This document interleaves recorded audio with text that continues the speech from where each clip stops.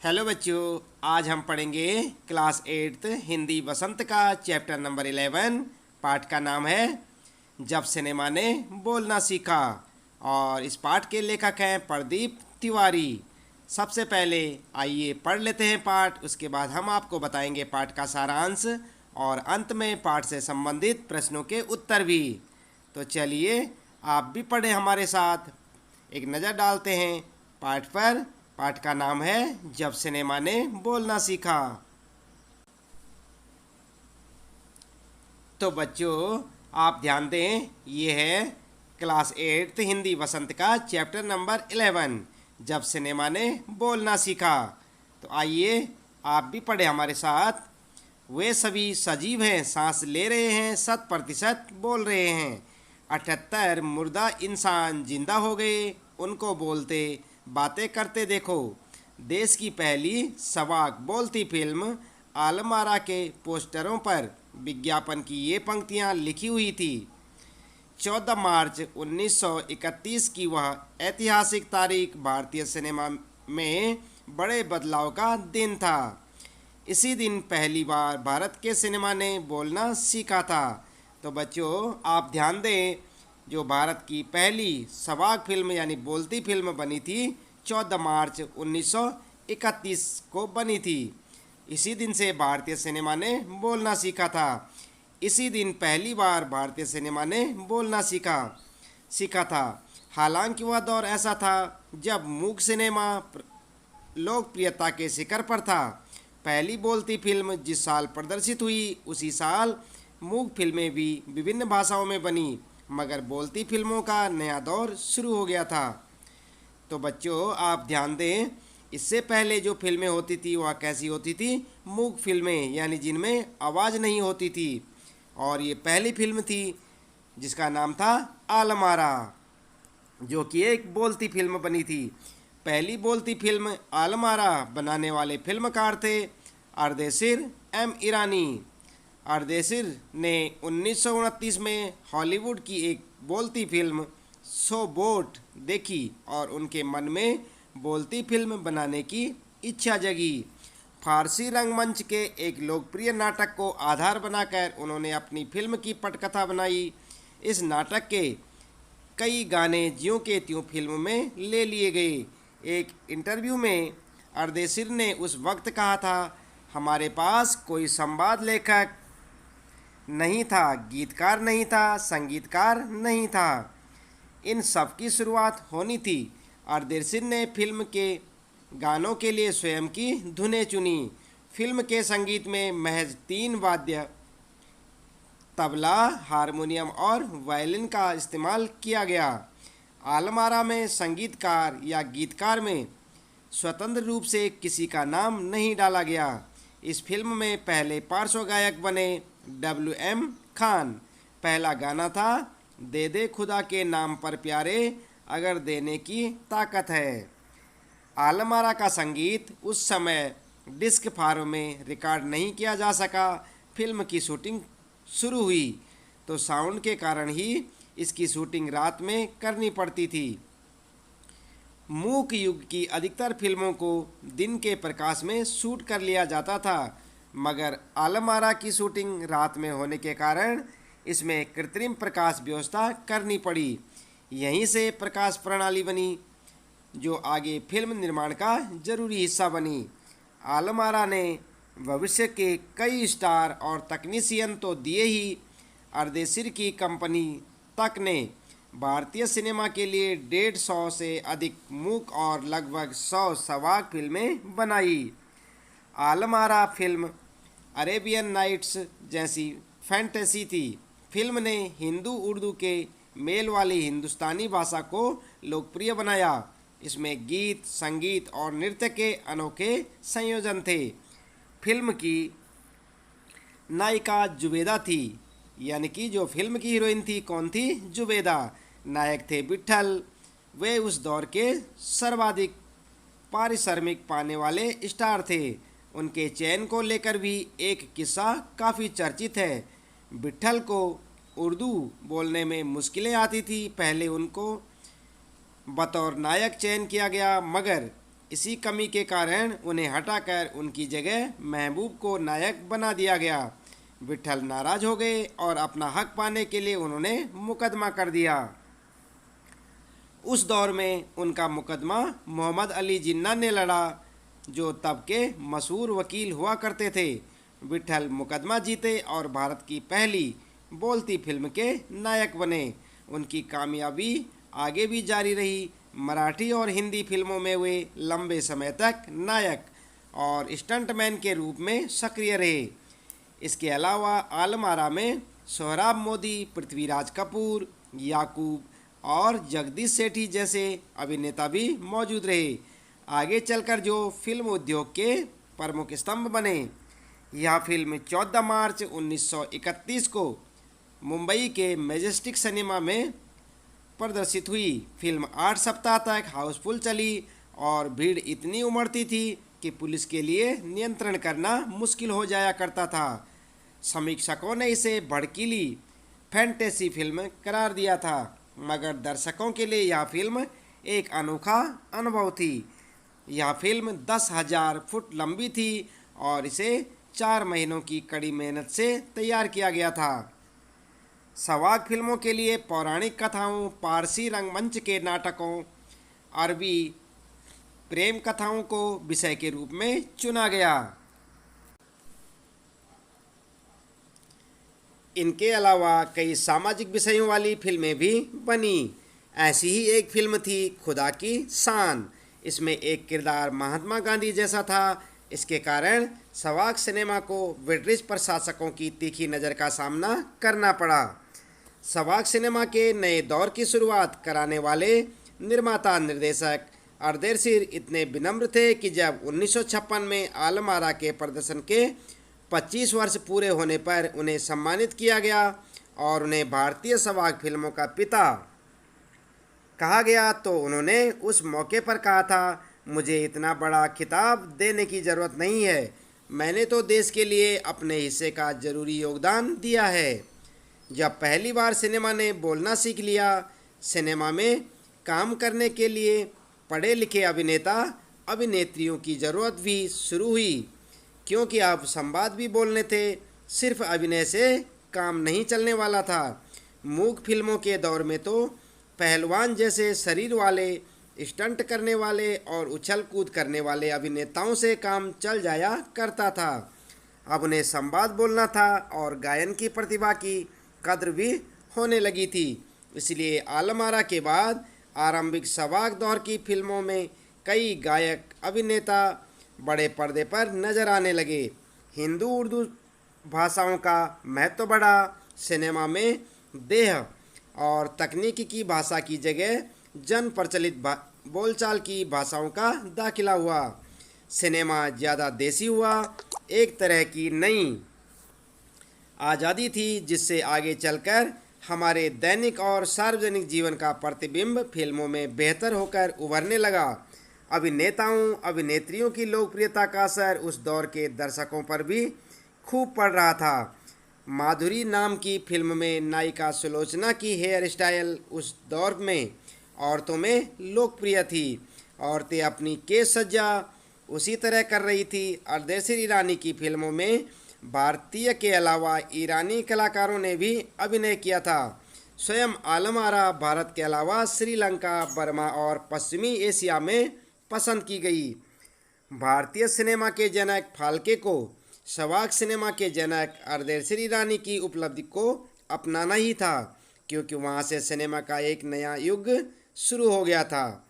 तो ये थी यहाँ पर कहानी जब भारतीय सिनेमा ने बोलना सीखा, और इसके लेखक थे यहाँ पर आप ध्यान दें बच्चों, प्रदीप तिवारी। तो आइए अब पढ़ लेते हैं। इसके बाद यहाँ पर जान लेते हैं पाठ का सारांश, ताकि ये पाठ आपको अच्छे से याद हो जाए। तो बच्चों आप ध्यान दें, ये है जब सिनेमा ने बोलना सीखा पाठ का सारांश। आप इसे अच्छे से याद करें ताकि पूरा पाठ आपको अच्छे से समझ आ जाए, और इसे चाहें तो अपनी नोटबुक में नोट भी कर लें। जब सिनेमा ने बोलना सीखा निबंध में लेखक प्रदीप तिवारी ने भारत की पहली सवाक फिल्म आलमारा का वर्णन किया है। 14 मार्च 1931 को यह बोलती फिल्म प्रदर्शित की गई थी। आलमारा ने बोलती फिल्मों का नया दौर शुरू कर दिया था। तो बच्चों आप ध्यान दें, इससे पहले जो फिल्में बनती थी उनमें आवाज़ नहीं होती थी। वे कैसी फिल्में होती थी? मूक फिल्में। और इसके बाद 14 मार्च 1931 को जो कहा जा रहा है, यह पहली भारतीय बोलती फिल्म थी जिसमें कि आवाज़ भी थी। और इस फिल्म का नाम था आलमारा। आलमारा को बनाने वाले थे अर्देशीर एम ईरानी, इसके निर्माता। उन्होंने 1921 में हॉलीवुड की एक बोलती फिल्म शोबोट देखी थी। उसी फिल्म की प्रेरणा पर फारसी रंगमंच के एक लोकप्रिय नाटक को आधार बनाकर उन्होंने फिल्म बनाई। इस फिल्म में कोई स्वतंत्र रूप से संगीतकार या गीतकार नहीं था। संगीत के लिए मात्र तबला, हारमोनियम और वायलिन का प्रयोग करके गीत डाल दिए गए थे। आप ध्यान दें यहाँ पर कि यहाँ पर केवल 3 वाद्य यंत्रों का प्रयोग किया गया था, तबला, हारमोनियम और वायलिन का। मूक फिल्मों की अधिकतर शूटिंग दिन के प्रकाश में की जाती थी, लेकिन इस फिल्म की शूटिंग रात में कृत्रिम प्रकाश की व्यवस्था करके किया गया था। यानी कि जो फिल्में पहले बनती थी मूक फिल्में, वे हमेशा दिन में बनती थी, लेकिन इस फिल्म को जो आलमारा फिल्म थी पहली बार रात में भी कृत्रिम लाइट की व्यवस्था में बनाया गया। इस प्रकार आलमारा ने भविष्य के कई स्टार तकनीशियन दिए।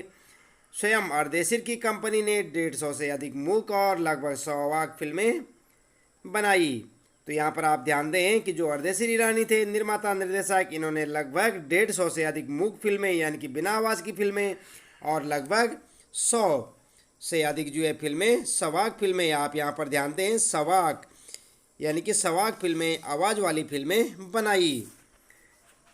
फिल्म में हिंदी उर्दू के मेल वाली हिंदुस्तानी भाषा की लोकप्रिय बनाया गया।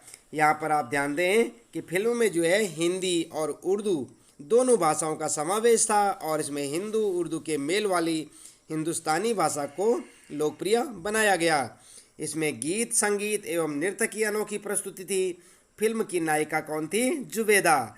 और नायक थे विट्ठल, यानी कि हीरोइन कौन थी? जुबेदा। और इसी फिल्म के आलमारा के जो नायक थे यानी हीरो कौन थे? विट्ठल। विट्ठल को उर्दू बोलने में मुश्किलें आती थी। पहले उनको नायक के रूप में लिया गया था, फिर बाद में उन्हें हटा दिया गया। इसके लिए उन्होंने मोहम्मद अली जिन्ना को वकील नियुक्त किया, जिसमें विजयी होकर विट्ठल भारत की पहली सवाक फिल्मों के नायक बने। यानी कि जो भारत की पहली सवाक फिल्म यानी बोलती फिल्म थी उसका नाम था आलमारा और उसके नायक कौन थे? विट्ठल। साथ ही इस फिल्म में काम करने वाले कलाकार भविष्य में हिंदी सिनेमा के प्रमुख स्तंभ बने। आलमारा पहली बार मैजेस्टिक सिनेमा घर में प्रदर्शित हुई। आप ध्यान दें, जो आलमारा फिल्म थी जब ये पहली बार दिखाई गई तो ये मुंबई के मैजेस्टिक सिनेमा हॉल में दिखाई गई। फिल्म को देखने के लिए इतनी भीड़ आती थी कि पुलिस के लिए नियंत्रण करना कठिन कार्य था। यह दर्शकों के लिए अनोखा अनुभव था। यह फिल्म 10,000 फुट लंबी थी और इसे 4 महीनों की कड़ी मेहनत से तैयार किया गया था। आलमारा के बाद आरंभिक बोलती फिल्मों के दौर की फिल्मों के कई अभिनेता गायक बड़े पर्दे पर नजर आए। सिनेमा में देह और तकनीकी भाषा की जगह जन प्रचलित बोलचाल की भाषाओं की शुरुआत हुई। हमारे दैनिक और सार्वजनिक जीवन का प्रतिदिन फिल्मों में बेहतर होकर उभरने लगी। आलमारा भारत के अलावा श्रीलंका, बर्मा, पश्चिमी एशिया में पसंद की गई। बाद में भारतीय सिनेमा के जनक फाल्के ने आलमारा द्वारा स्थापित मानदंडों को अपनाया। तो बच्चों ये था यहाँ पर आलमारा फिल्म का ये भारतीय सिनेमा ने जब बोलना सीखा पाठ का सारांश। आइए अब जान लेते हैं यहाँ पर पाठ से संबंधित प्रश्नों के उत्तर। तो यहाँ पर आपके लिए पहला प्रश्न होगा, जब पहली बोलती फिल्म प्रदर्शित हुई तो उसके पोस्टरों पर कौन से वाक्य छापे गए? उस फिल्म में कितने चेहरे थे? स्पष्ट कीजिए। तो आप उत्तर क्या लिखेंगे? आप लिखेंगे देश की पहली बोलती फिल्म के विज्ञापन के लिए छापे गए वाक्य इस प्रकार थे। तो आपने पाठ में पढ़ा था ना कि क्या क्या वहाँ पर लिखा हुआ था। तो वहाँ पर लिखा था वे सभी सजीव हैं, सांस ले रहे हैं, 100% बोल रहे हैं। 78 मुर्दा इंसान जिंदा हो गए, उनको बोलते बातें करते देखो। पाठ के आधार पर आलम आरा में कुल मिलाकर 78 चेहरे थे, परंतु इसमें कुछ मुख्य कलाकार, नायिका जुबेदा, नायक विठल, सोहराब मोदी, पृथ्वीराज कपूर, याकूब और जगदीश सेठी जैसे लोग भी मौजूद थे। इसके बाद बच्चों आपके लिए दूसरा प्रश्न है। पहला बोलता सिनेमा यानी कि पहली जो बोलती फिल्म थी बनाने के लिए फिल्मकार अर्देशीर एम ईरानी को प्रेरणा कहाँ से मिली? उन्होंने आलम आरा फिल्म के लिए आधार कहाँ से लिया? विचार व्यक्त कीजिए। तो आप उत्तर लिखेंगे, फिल्मकार अर्देशीर एम ईरानी ने 1929 में हॉलीवुड की एक बोलती फिल्म सो बोट देखी और तभी उनके मन में बोलती फिल्म बनाने की इच्छा जगी। उन्होंने फारसी रंगमंच के एक लोकप्रिय नाटक को फिल्म आलम आरा के लिए आधार बनाकर अपनी फिल्म की पटकथा लिखी। इसके बाद तीसरा प्रश्न आपके लिए, विठल का चयन आलम आरा फिल्म के नायक के रूप में हुआ, लेकिन उन्हें हटाया क्यों गया? विठल ने पुनः नायक होने के लिए क्या किया? विचार प्रकट कीजिए। तो आप जो है यहाँ पर उत्तर लिखेंगे, उर्दू ठीक से न बोल पाने के कारण विठल को फिल्म आलम आरा के नायक से हटा दिया गया। अपना पुनः हक पाने के लिए उन्होंने मुकदमा कर दिया। विठल मुकदमा जीत गए और भारत की पहली बोलती फिल्म के नायक बने। ये होगा आपका उत्तर। इसके बाद चौथा प्रश्न आपके लिए, पहली सवाक फिल्म के निर्माता निर्देशक अर्देशीर को जब सम्मानित किया गया तब सम्मानकर्ताओं ने उनके लिए क्या कहा था? अर्देशीर ने क्या जवाब दिया और इस प्रसंग में लेखक ने क्या टिप्पणी की? लिखिए। तो आप उत्तर लिखेंगे, पहली सवाक फिल्म के निर्माता निर्देशक अर्देशीर को प्रदर्शन के 25 वर्ष पूरे होने पर सम्मानित किया गया। उन्हें भारतीय सवाक फिल्मों का पिता कहा गया और उन्होंने उस मौके पर कहा था, मुझे इतना बड़ा खिताब देने की ज़रूरत नहीं है, मैंने तो देश के लिए अपने हिस्से का जरूरी योगदान दिया है। वे विनम्र स्वभाव के व्यक्ति थे, उनसे एक नया युग शुरू हो गया। इसके बाद आइए जान लेते हैं यहाँ पर पाठ से आगे कुछ प्रश्न हैं आपके लिए। तो यहाँ पर पहला प्रश्न है, मूक सिनेमा में संवाद नहीं होते, उसमें दैहिक अभिनय की प्रधानता होती है, पर जब सिनेमा बोलने लगा उसमें अनेक परिवर्तन हुए। उन परिवर्तनों को अभिनेता, दर्शक और कुछ तकनीकी दृष्टि से पाठ का आधार लेकर खोजें, साथ ही अपनी कल्पना का भी सहयोग लें। तो आपका उत्तर होगा, मूक सिनेमा में संवाद न होने के कारण केवल अंगों का प्रयोग किया जाता था। बोलती फिल्म बनने के कारण अभिनेताओं में यह परिवर्तन आया कि उनका पढ़ा लिखा होना जरूरी हो गया, क्योंकि अब उन्हें संवाद भी बोलने पड़ते थे। दर्शकों पर भी अभिनेताओं का प्रभाव पड़ने लगा। नायक नायिका के लोकप्रिय होने से औरतें अभिनेत्रियों की केश सज्जा तथा उनके कपड़ों की नकल करने लगे। तकनीकी दृष्टि से फिल्मों में काफ़ी बदलाव आया, फिल्में अधिक आकर्षक लगने लगी, गीत संगीत का भी महत्व बढ़ने लगा, धीरे धीरे आम भाषा का प्रयोग होने लगा। इसके बाद दूसरा प्रश्न है, डब फिल्में किसे कहते हैं? कभी कभी डब फिल्मों में अभिनेता के मुंह खोलने और आवाज़ में अंतर आ जाता है, इसका कारण क्या हो सकता है? तो आपका उत्तर होगा, फिल्मों में जब अभिनेताओं को दूसरे की आवाज़ दी जाती है उसे डब कहते हैं। कभी कभी फिल्मों में आवाज़ तथा अभिनेता के मुंह खोलने में अंतर आ जाता है। ऐसा फिल्मों की भाषा तथा डब की भाषा के अंतर से या किसी तकनीकी दिक्कत के कारण हो जाता है। संवाद संयोजन की खराबी से भी यह अंतर आ जाता है। इसके बाद बच्चों यहाँ पर आप देखें, ये है भाषा की बात और इसका पहला प्रश्न है, सवाक शब्द वाक के पहले स लगाने से बना है। स उपसर्ग से कई शब्द बनते हैं। निम्नलिखित शब्दों के साथ स का उपसर्ग की भांति प्रयोग करके शब्द बनाएं और शब्दार्थ में होने वाले परिवर्तन को बताएं, जैसे कि हित, परिवार, विनय, चित्रा, बल, सम्मान आदि।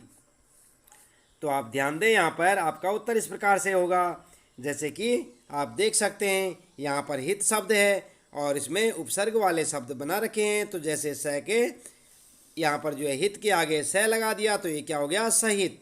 इसी प्रकार परिवार के आगे स लगाया उपसर्ग तब बन गया सपरिवार, और विनय के आगे स उपसर्ग लगाने से क्या बन गया? सविनय। इसी प्रकार से आप देख सकते हैं चित्र के आगे स लगाने से क्या बन गया? सचित्र, और बल के आगे स उपसर्ग लगाया तो क्या बना? सबल, और मान के आगे यदि स लगाते हैं तो क्या बनेगा? सम्मान। तो इस प्रकार बच्चों इस पाठ से संबंधित प्रश्नों के उत्तर भी यहाँ पर समाप्त होते हैं। उम्मीद है कि आपको पाठ का सारांश और प्रश्नों के उत्तर अच्छे से समझ आए होंगे। आप इन्हें अपनी नोटबुक में नोट करें और इन्हें अच्छे से याद करें। आपको बता दें कि उपसर्ग और प्रत्यय से संबंधित और अधिक जानकारी के लिए आप चैनल में जाएं और वहां पर उपसर्ग और प्रत्यय से संबंधित जो वीडियो हमने डाल रखी है उसे एक बार अवश्य देख लें, ताकि आपको उपसर्ग और प्रत्यय से संबंधित अच्छे से की जानकारी भी हो जाए। आज के लिए इतना काफ़ी है। हम पढ़ रहे थे यहाँ पर क्लास 8th का चैप्टर नंबर 11, जब सिनेमा ने बोलना सीखा। उम्मीद है आपको पाठ अच्छे से समझ आया होगा। आज के लिए इतना काफ़ी है। आपका दिन शुभ हो।